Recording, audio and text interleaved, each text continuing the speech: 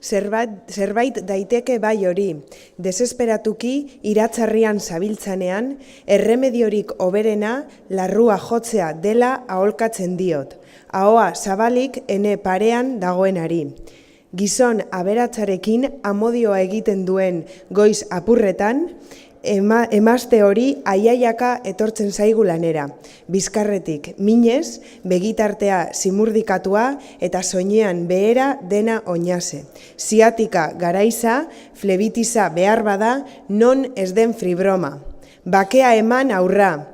Kontseilu edatzea erraza zait, ez dudalako egundainokoan, ez lotan, ez amodiotan igatzeko betarik. Kidea, lana baduelako aitzakiaz, urruntzen zait afrundatua. Ispiritua mila puskatan abustera utzi aitzinene egin beharretan biltzen naiz.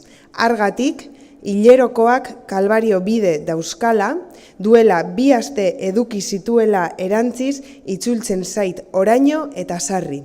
Zer gerta ere, odolaren jori oparoegiaren zergatiaz ginekologoaren kontsultatzera zuzenduko dela aitortzen dit.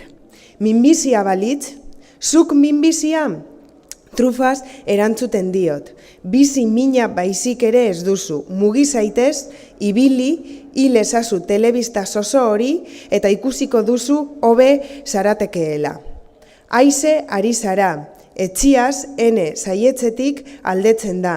Belarri estiagoa eskainiko dion kolega baten ondora lehiatzeko negar hauenerekin jarraitzearren.